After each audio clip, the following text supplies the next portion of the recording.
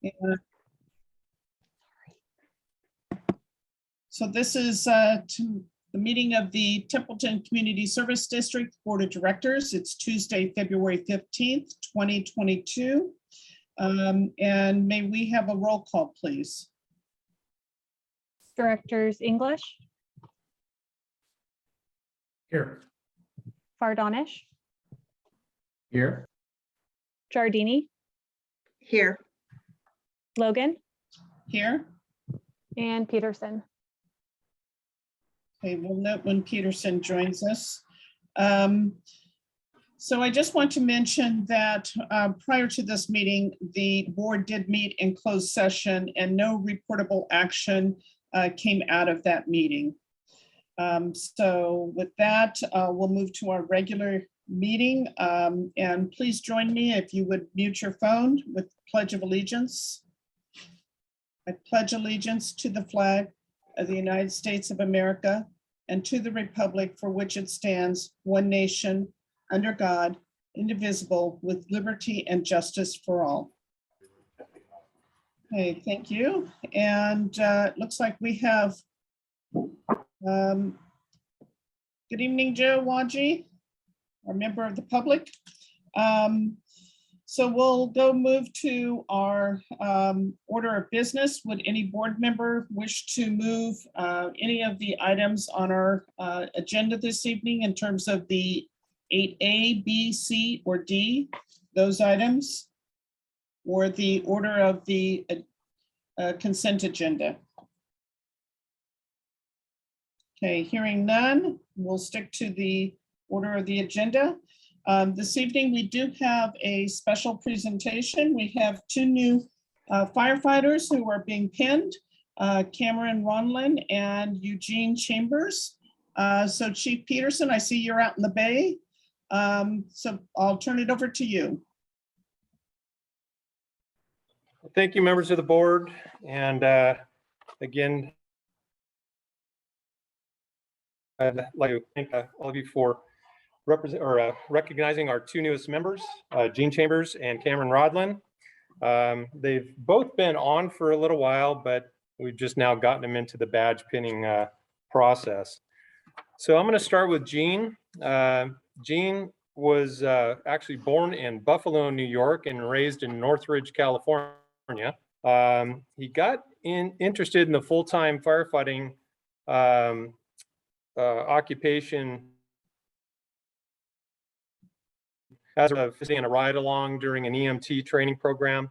Got to experience the calls, kind of led him to that strong desire of helping out the community and kind of that selfless dedication as he wants to serve his community. Gene was with San Miguel Fire for a little while. He's got a pretty distinguished military background, and so we're really fortunate to have Gene on board. He loves woodworking, furniture refinishing, and fitness. So that's I won't mention our age or anything like that, but you know, he keeps in good shape, so that's a good thing. And he currently lives in Paso Robles, so he's a North County guy, and we're glad to have him on board. And then we have Cameron Rodlin.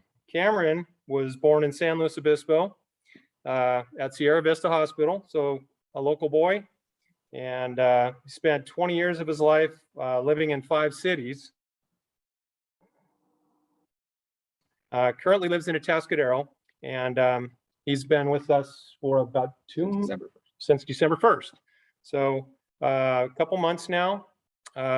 He works for Santa Maria Brewing Company and AMR Ambulance. He's a pretty seasoned emergency medical technician and has a lot of experience with AMR, especially in the area of Lompoc and Santa Maria. That'll give you a little experience down there. He got interested in the fire service while growing up around his dad and his grandfather. Both of them were firemen, and that piqued his interest in public safety. He really enjoys golfing, fishing, and spending time with his fiance and his brand new newborn son, which is here with us. So we'll spin that around later and do those introductions. At this point, I'm going to go ahead and have them read their oath of office.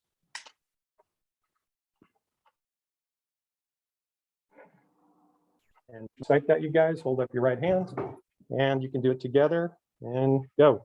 I, Cameron Rodlin, do solemnly swear that I will support and defend the Constitution of the United States and the Constitution of California against all enemies, foreign and domestic, that I will bear true faith and allegiance to the Constitution of the United States and the Constitution of the California, that I take this obligation freely without any mental reservation or purpose of evasion, and that I will and faithfully discharge the duties upon which I am about to enter. Congratulations. Thank you. Thank you, Chief. Thank you, Chief. And that didn't sound as bad as mine, so. All right, do you guys have somebody you would like to come up and pin your badges? We'll start with Jean real quick. Center you in the screen. And Jean's wife, Judy.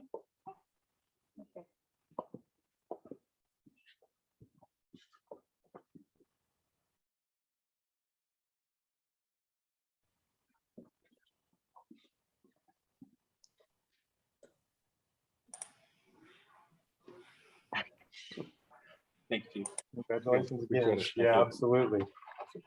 And then Cameron's fiance, Madison.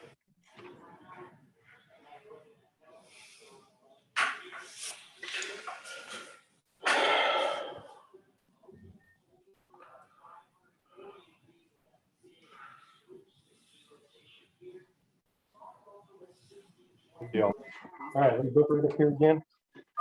With that, I'd like to welcome our two newest members, firefighter Cameron Rodlin, firefighter Jean Chambers. Congratulations and welcome. And thank you for your military service, Jean.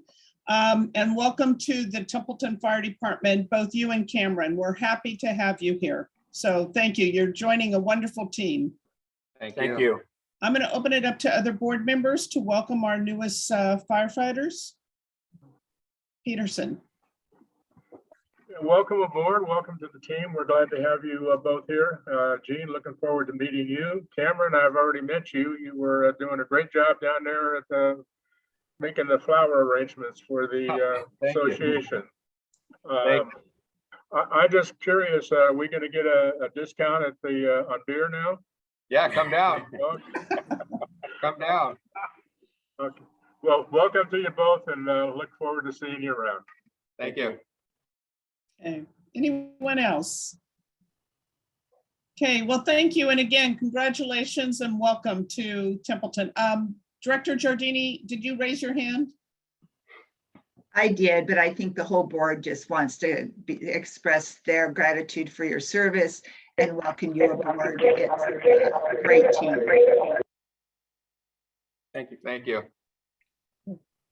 All right, well, welcome. And we look forward to meeting you, hopefully here in the very near future. Absolutely. Awesome. Okay, with that, we do have members Thank of the public on. Okay, the thank you. Thank you. I'll move to our public comment section of the agenda. And this is where members of the public may address the board on any item of interest within the subject matter jurisdiction of the board, but is not on tonight's agenda. In compliance with the Brown Act, the board cannot discuss or act on items not on the agenda. However, board members or district member staff may briefly respond to statements made or questions posed by the public. In addition, on their own initiative or in response to questions posed by the public, a board or staff member may ask questions for clarification. Further, the board may request staff to report back to the body at a subsequent meeting concerning any matter or any action taken or take action to direct staff to place a matter of business on a future agenda. And with that, I'm going to open it up to any members of the public. If you would like to address the board at this time, please unmute your phone and introduce yourself. Okay, hearing and seeing none, we will move to agenda item 7, which is our consent agenda. And this evening, we have 4 items on the consent agenda, the first being remote meeting determination.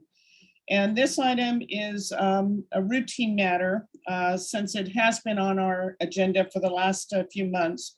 And this is for the board to consider resolution number 02-2022, making findings to permit the continuation of remote meetings in compliance with AB 361.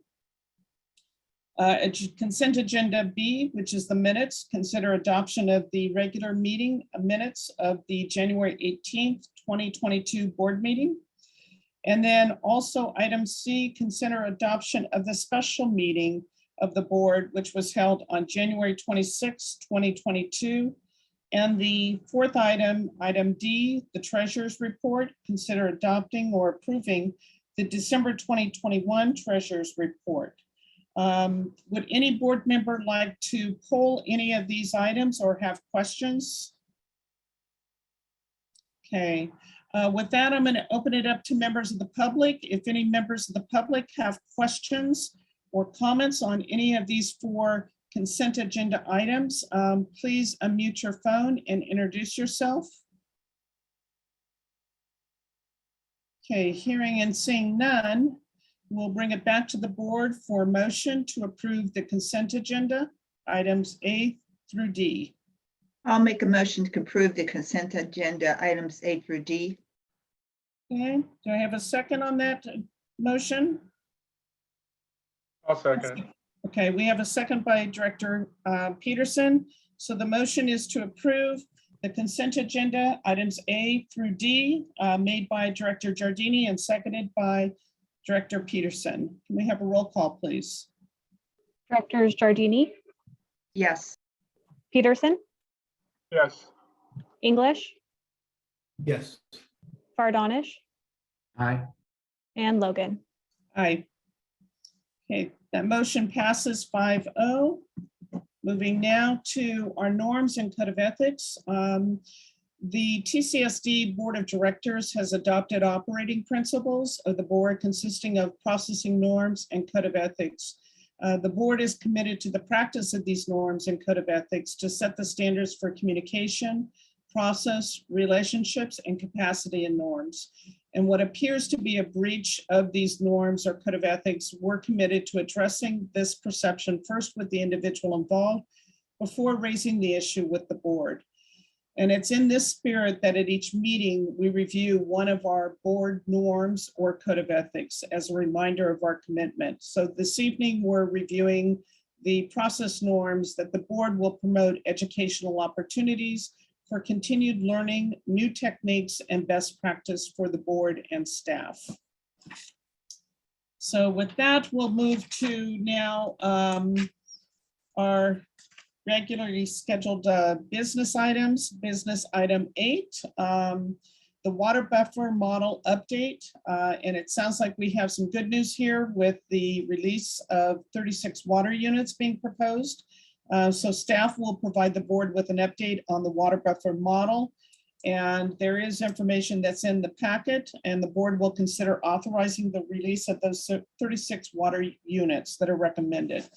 So with that, I'm going to turn it over to our engineer, Tina Mayer, to provide some background information on this topic. Okay.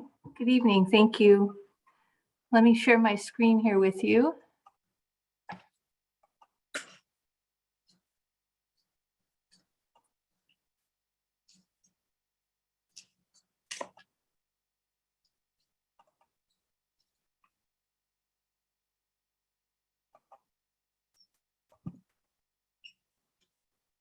All right. The district water buffer policy requires that the district annually update the proven available water supply and water production demand forecast to determine whether it is appropriate to release water units at the beginning of the calendar year. The purpose of the 20% water buffer policy is to ensure water supply reliability and redundancy. Potential problems with existing water supply sources may include well failure, water contamination, water quality issues, Nasamiento water line failure, increased private allotment of the Templeton subunit, adjudication, things like legislative changes associated with accessory dwelling units, and drought. At the time that the policy was adopted, California was in the midst of a persistent drought. And so here's a picture of what the state, the U.S. Drought Monitor in California looked like in 2016.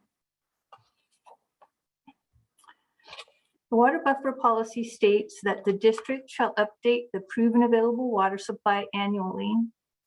For the purpose of the water buffer model, the district does not take into account riparian agency agreements, and so the available water supply is made up of deep aquifer groundwater, shallow underflow water, and water supply augmentation through treated wastewater retrieval and importation of nacimiento raw water.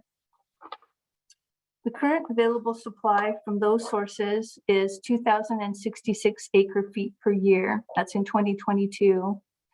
Future water supply availability depends on the total wastewater discharges at Selby and a future project to relocate the nacimiento water discharge and retrieval to the Creekside site. The water buffer policy provides a specific methodology for estimating the future water demand forecast. First, the average production of the last 12 years, discounting the highest and lowest years, is calculated. To that is added the amount of water reserved for outstanding committed water units. And the amount of water that's reserved for those outstanding units is based on the water allocation of either 300, 430, or 575 gallons per day assigned at the time of payment of the water impact fee. The figures for this year's update were calculated as follows. So I have some animation, so I hope this isn't too confusing.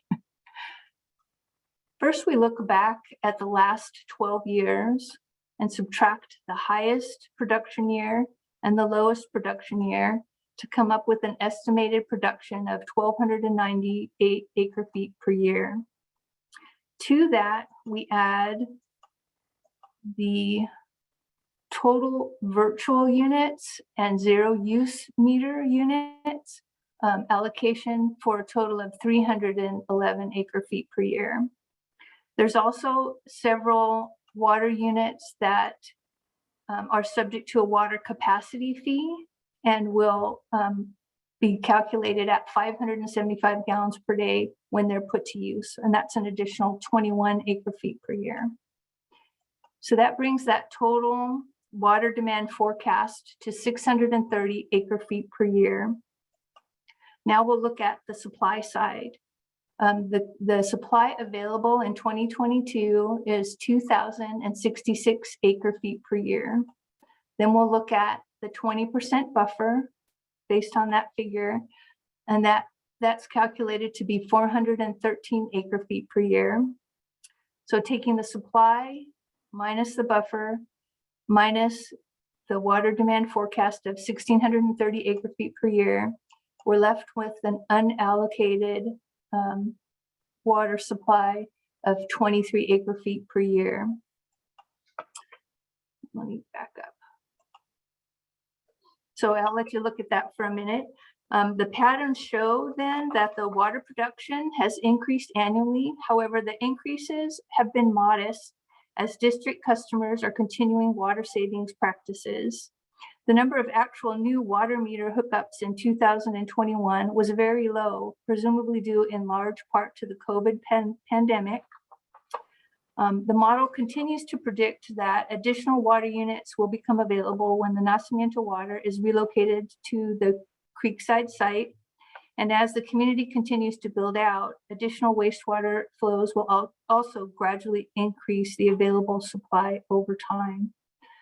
Those assumptions will be reevaluated and the model updated annually. So based on the updated water supply model, staff recommends that the board authorized the release of 36 water units for sale to applicants on the wait list. And I'm happy to answer any questions that you might have. Thank you for that presentation. With that, I'm going to open it up to the board first before opening it up to the public. Do any board members have questions of from our engineer, Tina Mayer? Yes, Director English. Sure. Thank you, Tina. A nice report. I appreciate your animation. That's certainly beyond my technical capabilities on PowerPoint. So you've done good. Thank you. Thank you. Glad So it worked. the average, it's curious, the average daily flow at the wastewater treatment plant, are we perking below our capacity or our permit to perk at the Selby ponds now? And if so, are we augmenting that with any nacimiento water? Yes, so the answer to your question is we're percolating less wastewater than we have the capacity for, and we have been augmenting the difference with nacimiento water, project water. So we've been able to percolate both this year. Of course, a limited amount of the nacimiento water. Sure. And you're calculating that nacimiento water into your forecast, what would be available in the future. So That's correct. okay, good. And then the projection for the nacimiento turnout and that full discharge of nacimiento in 2027, is that a conservative? That's 5 years away. I mean, that's I'm guessing that's just about spot on. What's your feeling on that date? Mm-hmm. I think that date is achievable. It does seem like that capital projects take longer than you anticipate. We're in the process of having the survey completed. Hopefully we'll have that within the next couple of weeks, and then we'll be able to go to the next step of sort of conceptual layout and design and move forward. Really the first step when we get that survey back is to finalize our easement offer and agreement, potential agreement and negotiations with one of the property owners. And we'll want to make sure that that easement is in our hand before we complete any final sorts of design. So to kind of answer your question, I think it's a reasonable estimate to have that online by 2027. Okay, great. And my final question, one of the things we seem to be benefiting from on the model is that we're taking off high production years and putting on lower production years. And that's why we're able to release water units, because of that fact that we're taking off higher years and putting on lower years. At some point, we're going to quit doing that because the use numbers, I think we're probably 2 years away from that, looking at that, where the numbers start to drop off after 2013. So I think that kind of looking at, yeah. So when we're there in 2014, it starts to drop off in 2014. That's when we will be trading lower use years for higher use years. So then that trend will change. And that's, we're probably 2 years away from that, is kind of 3 years away from that. So actually, my question is, that seems to coincide with when that nacimiento water might be available. So we may see the release of water for the next couple of years based on that trend. Then, something like we're releasing now. Is that your kind of assumption as well? It is. I think that the water use will continue to go up slightly. There's a bit of pent-up demand that we're seeing. I had mentioned in my presentation that we had a pretty low number of water meters that were connected in 2021. There are a significant number of permits that are in construction, however, and so that may increase the production a little bit faster. So. Yeah, but many of those, or most of those, are zero use meters. And I think what you said last year was that the zero use meters, the water allocated to those is higher than what their actual use is coming in at. So that's kind of a conservative number as well. And so that increased use is really just going to cut into that zero use meter figure, and that will go down, but not necessarily our total buffer. Right, right. So while we're losing the high peak years of production to subtract it out of our estimate, we're gaining low use years, just as you said, with these water units that are going to be connected at a lower use than what we reserved for them. So it'll balance out. All right, that's all my questions. Thank you. Okay, thank you. Any other questions from board members at this time? Okay. Hearing and seeing none, I'll move to opening up to members of the public. If members of the public have questions for Tina Mayer at this time regarding the buffer model, please unmute your phone and introduce yourself.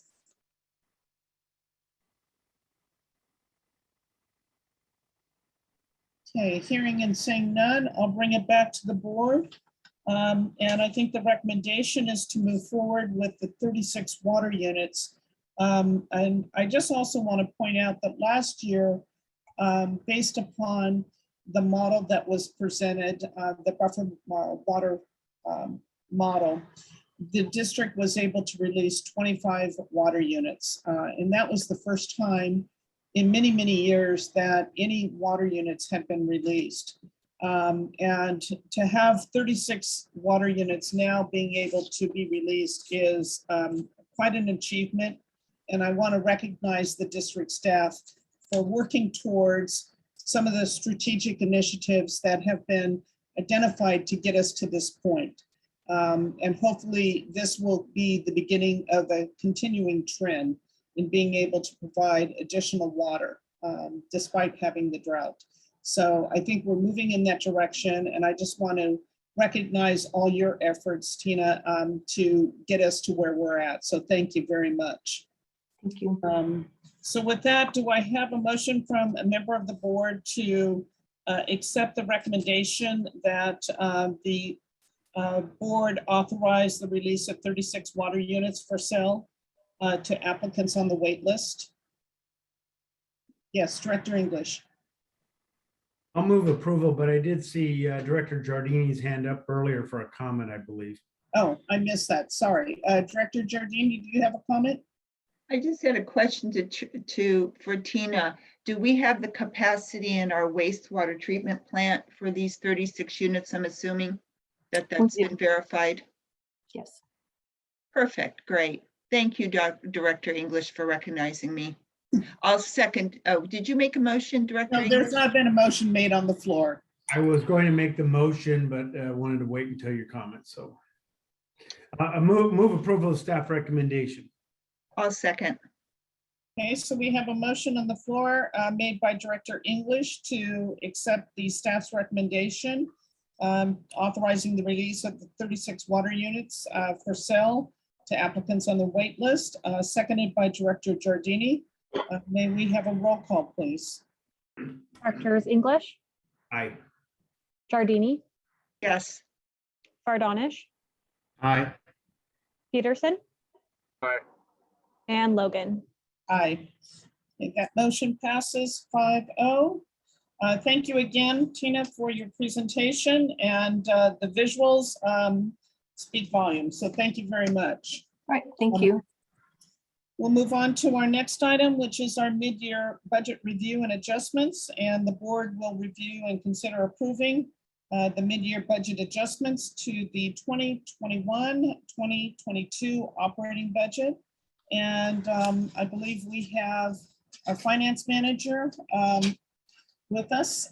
So I'll turn it over to Natalie to provide some background information and to review the adjustments. Sure, good evening. Staff has reviewed the current status of the 21-22 operating budget. Based on that review, staff is recommending a number of adjustments that are included in your staff report. I'll just kind of go over some of the most significant adjustments that staff is recommending. First, for revenue, to the sewer fund user fee line item, a decrease of $150,000. This decrease is due to the wastewater credits given for the billing adjustment for commercial accounts with one connection, but were billed multiple base rates that took place and the ongoing loss of monthly revenue due to those adjustments. To the fire fund miscellaneous income line item of $35,000 for the sale of Rescue 7155 and $100,000 increase to transfer and reserves for the anticipated repairs to engine 7195. To the Park and Recreation Fund, a decrease of $15,000 to program income for not holding the Living the Dream fundraiser due to the pandemic, and an increase to miscellaneous income of $32,500 for insurance reimbursement for the Bethel Park fence repair. Some of the most significant adjustments staff is recommending for expenses are: for the water fund, a decrease in legal of $50,000 due to lower than anticipated costs associated with the Steinbeck trial. For the admin fund, an increase in the liability insurance line item for $12,000 due to higher than anticipated costs from the original estimates. For the fire fund, an increase in capital outlay of $100,000 for repairs to engine 7195. And a transfer to reserves of $31,500 for the sale of Rescue 7155.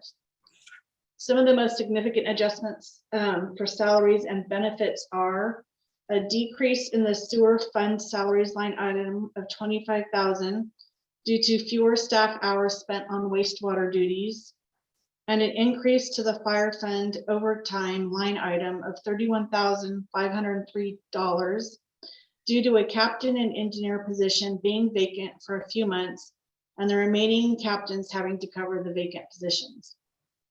Staff has also evaluated the increased costs of health insurance for legacy employees and the adjustment for increased cafeteria benefits for employees hired after May 2014 that the board approved in December 2021. Staff is not recommending a budget adjustment to these line items.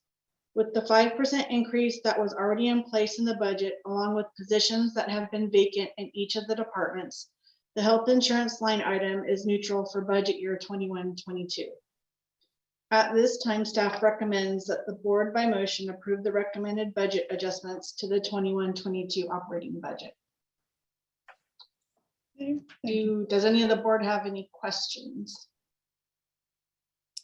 Okay, we'll open it up for board questions before opening it up to the public. Do members of the board have questions? Okay, hearing and seeing none, I'll open it up to members of the public. If members of the public have questions regarding the adjustments, please unmute your phone and introduce yourself. Okay, hearing and seeing none, we'll bring this item back to the board for deliberation. Do we have any additional comments at this time regarding these adjustments, or would a board member like to make a motion?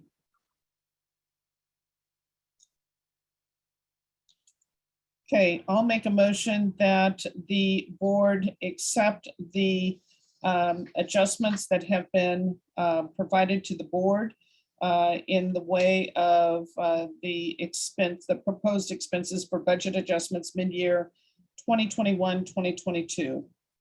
I'll second. Okay, so we have a motion made by Director Logan and seconded by Director Peterson. We have a roll call, please. Directors Logan, Aye. Peterson, Yes. English, Yes. Fardonish, Aye. and Giardini. Yes. Okay, that motion passes 5-0.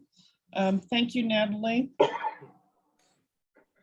Okay, moving on, our next item on the agenda is the progress report of the district industrialized pretreatment and zero discharge permit program and fats, oils, and grease program. So I think we're back to you, Tina, to review this item.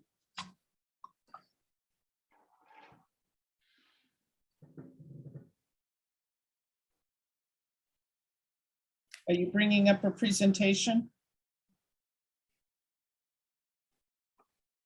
Yeah, thank you. So I'm going to share my screen again.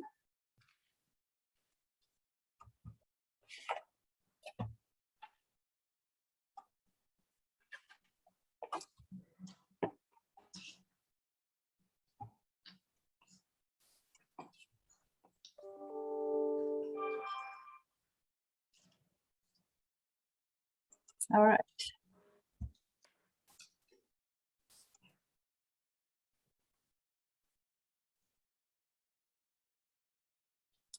Okay, good evening again. The purpose of this presentation tonight is to provide you with an update of the wastewater source control program. This map shows the existing wastewater areas within the district. The green areas on the right side are the east side service areas, and the pink on the left side is the west side service area. It wasn't until June 2019 that the east side flows were directed to the district's wastewater treatment plant by the construction of the east side force main project. By fall, winter of 2020, the high strength flows from the east side overwhelmed the wastewater treatment plant, and costly measures were required in order to meet discharge requirements. In the summer, fall of 2020, wastewater sampling showed that in the district's Isabel area, the mass loading of the wastewater treatment plant reached 100% of the capacity being generated by the food and beverage production businesses in that location. In response to this, the district contracted with the Wallace Group to educate businesses on the real impacts that high-strength wastewater has on the district's wastewater treatment plant and to enroll them into the wastewater treatment program. The primary purpose of the wastewater source control program was to achieve a significant reduction in high strength of the need to expand the wastewater treatment plant. The initial steps taken were to update the existing wastewater permit applications, forms, and procedures, and perhaps more importantly, to update the district's sewer code enforcement provisions to make them more useful as a compliance tool, emphasizing education first and gradually adding and then increasing penalties when non-compliance continued. This map shows the craft and beverages industries which are concentrated in the Volpe Isabel wastewater collection service area, which includes Tin City and several businesses on Ramada, Marquita, and Calmetto.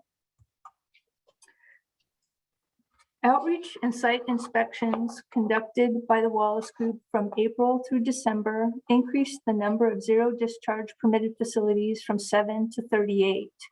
An additional 10 food service permits were also issued. Compliance efforts with Barrel House Brew have been underway since spring of 2021, and while a pretreatment system is in the works, the system is not quite finalized or operational at this time. While there have been a few resistant customers, most businesses have been cooperative and completed the permit enrollment process. To date, there have been 8 warning letters issued with 4 follow-up notices of violation. There were, out of those 4, as of last week, 2 had responded, and the remaining 2 have, I think, another week to comply. So, did it help? Here's a summary of the sampling that was done in the Volpe Isabel lift station in 2020. You can see there on October 16th in 2020, the BOD strength of 2274 milligrams per liter translates into 1,235 pounds of BOD. And the entire wastewater treatment plant's capacity for BOD removal is 1,252 pounds. This year, sampling at the Volpe lift station in 2021 looks quite a bit better. These are also 24-hour composite samples. The highest loading that we saw, that we recorded, was in August of 2021. With a BOD of 682 milligrams per liter, which generated 354 pounds of BOD per day. And this year, that's the maximum volume that we saw, That represented just 28.3% of the total treatment capacity of the wastewater plant. And then here, just for reference, I think visually, this is a little bit easier to see. The upper line, 2020 in red, shows last year's harvest season BOD numbers, all quite a bit higher. And then in 2022, quite a bit lower. So the highest reading we had, again, was in August at this 682. So that concludes my sort of brief overview. Bill Callahan is on the Zoom meeting tonight, and we're both here and available to answer any questions that you might have. Thank you. Okay, thank you for that. I do have a question looking at this graph, which is very telling, but it's interesting that in 2020, the BOD is spiking, it looks like, in mid-October, but it's decreased. It's at its lowest point in 2021. Mhm. So this might be a little deceptive. These are really points in time, 24-hour samples. And so it's really not going up and down, I think, that much. I think it's a little bit more gradual. We're really getting a 24-hour snapshot. Okay, thank you. That helps. Mhm. Okay. Other board members have questions at this time? I just have a comment. I got a picture sent to me from Barrel House of their installation of a new wastewater treatment thing going in on February 7th.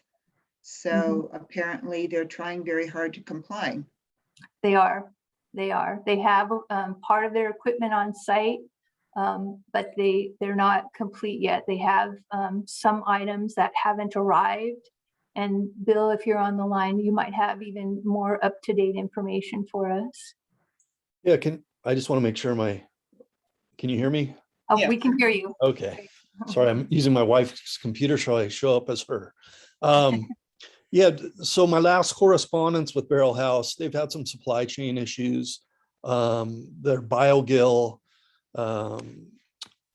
units have been delivered. However, the pump skid and some of the other miscellaneous parts have been, excuse me, held up due to various supply chain issues. We've gone back and forth with correspondence with the owner and with the manufacturer, and we're hopeful that everything will be on site around the 25th of February, and plumbing of all the different components can commence, and they can start their startup. Generally, startup requires a couple weeks for the biological activity associated with that system to achieve full treatment. So we'll be following, excuse me, up with them at the end of the month. Okay, thank you for that. Does Director English, I see your hand up. You have a comment or question? Yeah, just a quick question for Tina. It sounds like we have 2 notice of violations. So there have not been any fines to date on our enforcement efforts. Is that correct? That's correct. And keep in mind that we just passed the penalty protocol changes in November of last year. And so we sort of started with that process around that time. We didn't issue our first warning letters until this year. We'll be issuing a few more warning letters that may or may not roll into notices of violation, but you're correct. We have not issued any fines to date.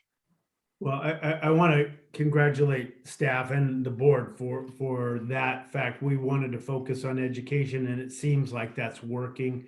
And that kind of gradual effort at doing enforcement on a graduated process seems to be helping. So thank you for that.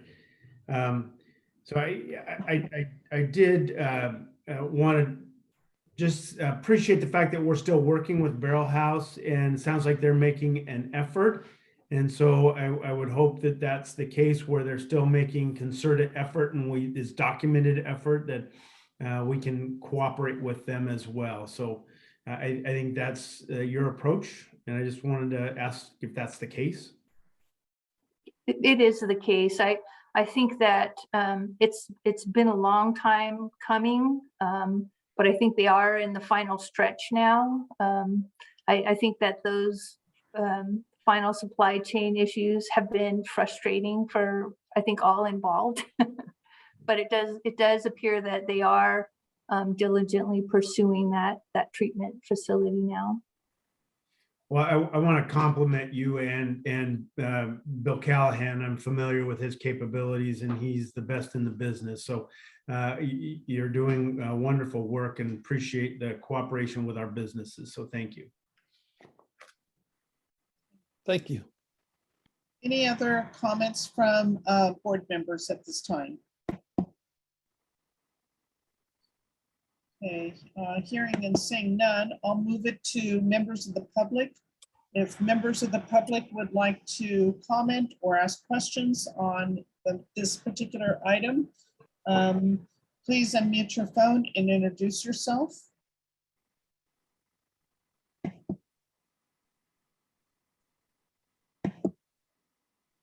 Okay, hearing and seeing none, I'll bring it back to the board. This item we do not, is just strictly for discussion purpose. And I don't believe that it's strictly just an update that's being provided this evening. Is that correct? It's strictly an update this evening. Yeah, okay, thank you. And again, I'd like to also echo the comments from Director English in that it's nice to see that we're trying to be good neighbors and help educate the businesses in that particular area and in attempt to work with them. And I know supply chain issues are going to be a hindrance. So hopefully that can be resolved quickly. Okay, if not any further comments, thank you again, Bill Callahan and Tina Mayer for your update and your participation this evening. Okay, we'll move on to our next item, which is the introduction of Ordinance 2022-1, and this is the board will review and if appropriate, introduce Ordinance 20221, making minor revisions to the requirements for new buildings to connect with the sewer system. And I believe this was something that was prompted from an item that came before the board, I believe last month regarding an ADU project. So with that, I'm going to turn it over to Tina Mayer to provide some background on this particular item. Okay, thank you. District staff and legal counsel have reviewed the district sewer code section 10.08.280 and recommend that the board review and consider certain updates to the district sewer code to recognize certain circumstances where you might have an ADU unit, which the county has approved the use of a private septic system, but the district code currently would require them to connect to the district sewer. The district code section 10.08.20, 0.280 currently provides that all buildings within the district that require sewage disposal must connect to the district sewer system if they are within 400 feet of the property if the public sewer is within 400 feet of the property for new buildings and within 200 feet of the property for existing buildings. And also that each building must be served by an individual sewer lateral with limited exceptions for second buildings to connect to an existing building's sewer connection. A strict application of the code could create a situation where you have a primary dwelling that is served by an individual septic system, but it's within 400 feet of an existing district sewer. And so our sewer code then technically requires that the ADU be connected to the district sewer. The board might conclude that this result is inequitable in light of the district and state policies favoring reduced costs and permit streamlining for ADUs. Therefore, the proposed updates to the district sewer code would provide an exception to the general sewer connection requirement for ADUs for which a county approves a private wastewater disposal system or septic system.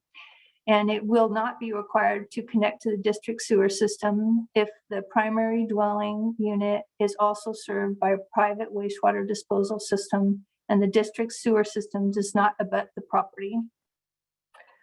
Consistent with the state ADU law, certain ADUs may be allowed to connect to the district sewer system through the primary dwelling unit's existing sewer lateral. And I'm sorry, that sounds a lot more convoluted than it should. The last proposed update, while we were addressing this section, we also wanted to clarify the district's discretion to permit the connection of a second commercial or non-dwelling structure to connect to a private sewer main on that parcel. In practice, we allow that, but we wanted to make sure that that was clarified within the code.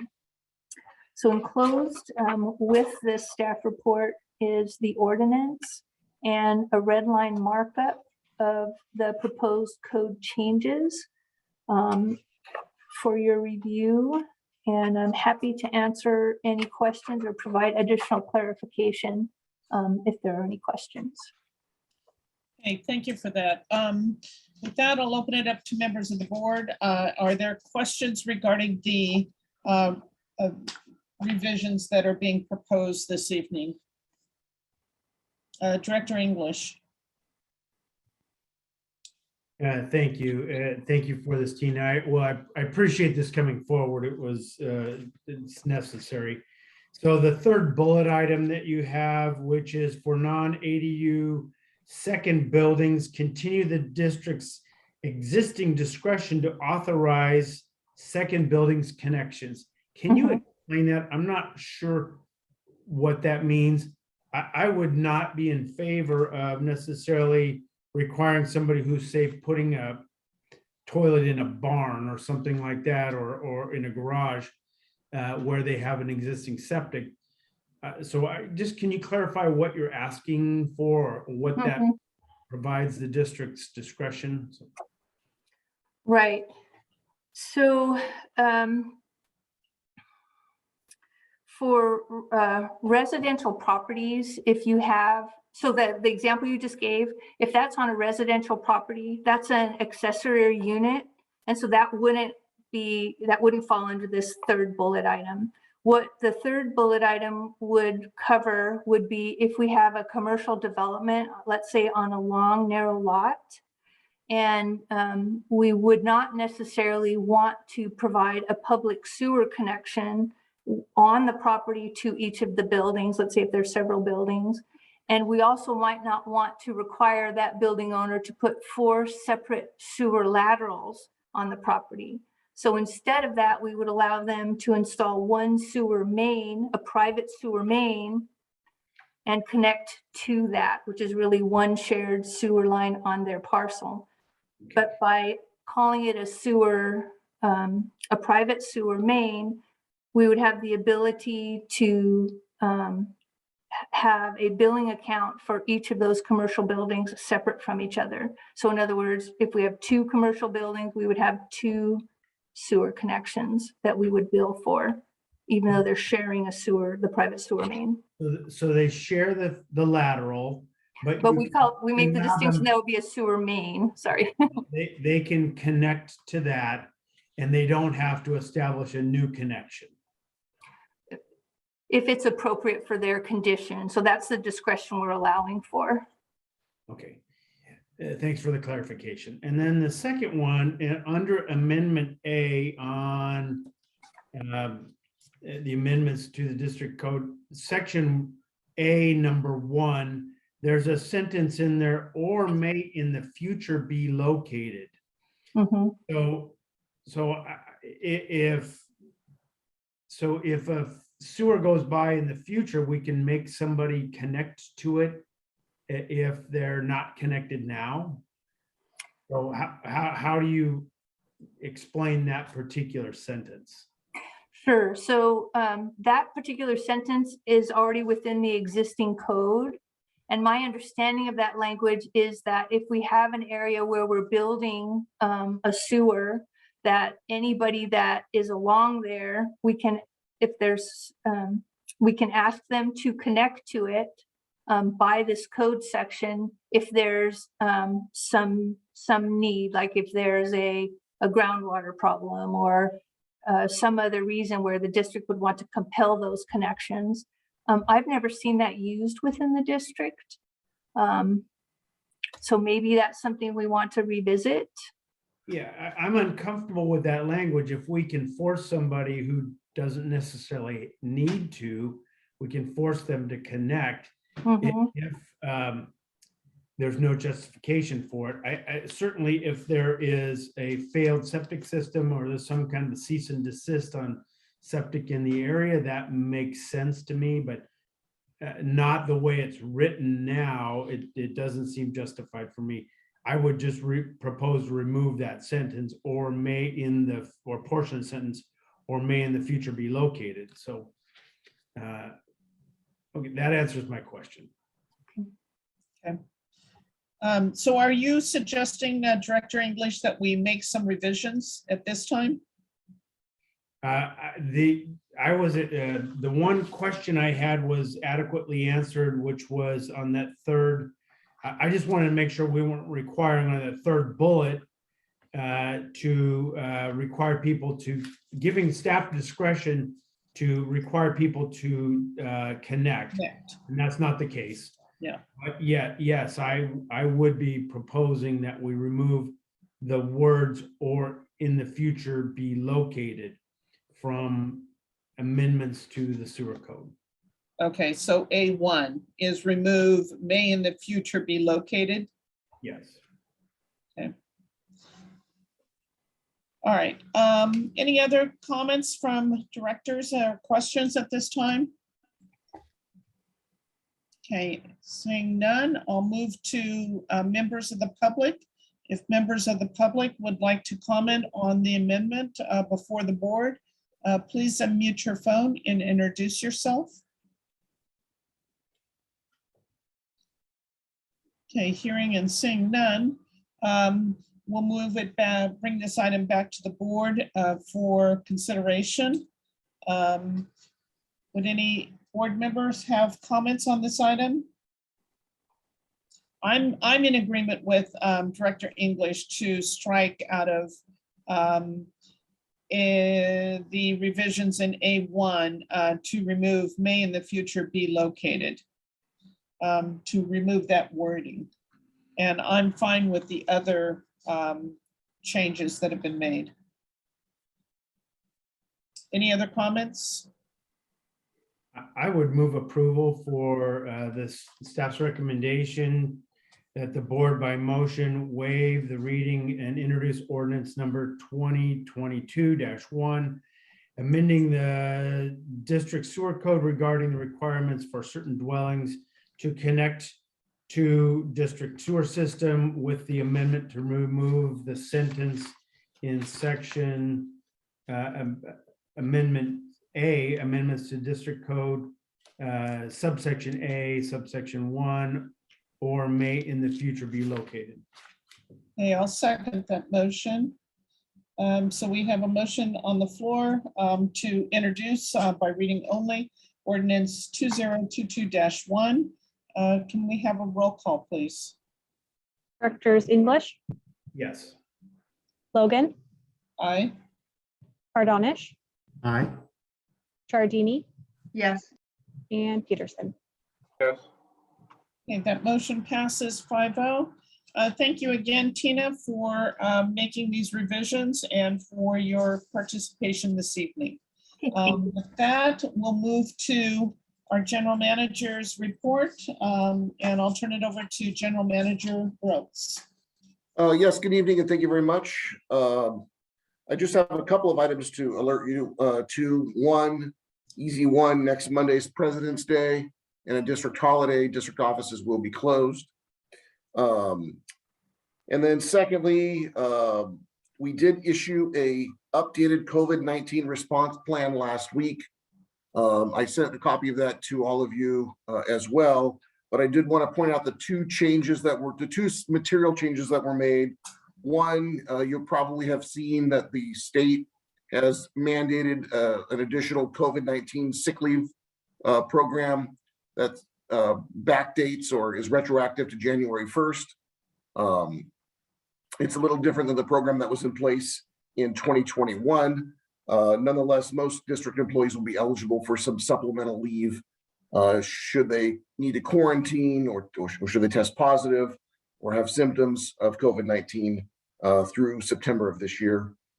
And then secondly, that effective tomorrow, both the state and the counties mandate that all persons, regardless of vaccination status, wear a face covering in most circumstances in indoor public spaces, including employment locations.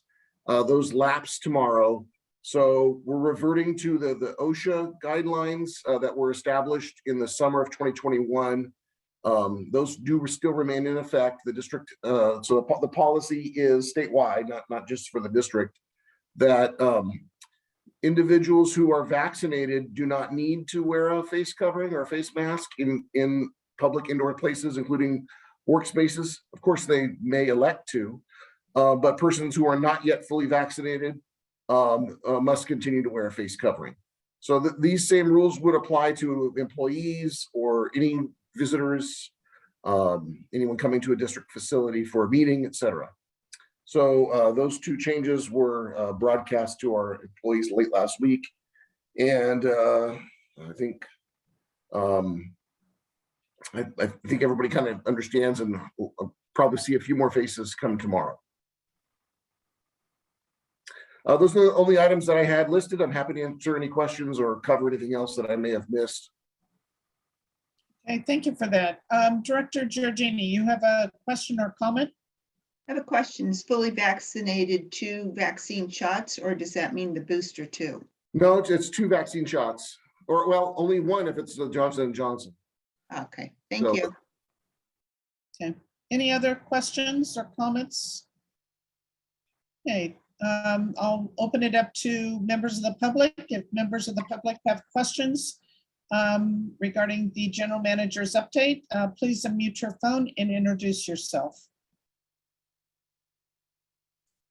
Okay, hearing and seeing none. Thank you, General Manager Brooks, for your update. We'll move now to committee reports. In the board packet, there are 2 committee reports, a GSA Executive Committee summary and a TAG committee meeting provided by Director English. Do we have any comments or questions regarding these 2 reports? Okay, seeing none from the board. Do members of the public have questions regarding the committee reports that are before the board at this time? And if so, please unmute your phone and introduce yourself. Okay, hearing and seeing none. Are there any other committee reports that are not in the packet? I probably should ask. I don't know that there's been other committee meetings, but if there are, please let me know.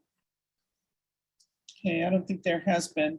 We'll move now to the staff reports. There's an engineer report from Tina Mayer, a finance report by Natalie Clark, fire and emergencies report from our fire chief Peterson, and park and recreation and solid waste from Melissa Johnson. Are there any questions from the board or comments regarding these committee or these staff updates? Okay, if not, I'll move to members of the public. Do members of the public have questions or comments regarding the staff reports that I had just mentioned? And if so, please unmute your phone and introduce yourself. Okay, hearing and seeing none, we'll move to directors' reports and or comments, and directors can give brief reports on any meeting that you attended on behalf of the district. Any comments from directors at this time? Okay. We'll move then to adjourn the meeting, but before that, do note, I do want to point out that we have several items for our March 1st meeting, which is the notice of complete budget amendment for the boardroom technology upgrade project, our purchasing policy. We'll have our 2021 fire annual report. There is also the amendment to the franchise agreement with Mid-State that will also come before the board, and Santa Lucia School Riparian Agency Agreement. So those are the 5 items that should appear on the board's March 1st agenda. There may be other items that come up, but that's what's tentatively scheduled. If there's anything in particular that you would like to see, please let the general manager know related to these items. And with that, we'll adjourn our meeting. So thank you, everyone, for your participation this evening. And thank you for the public for attending. Good night, all. Have a Good good night, night. everybody.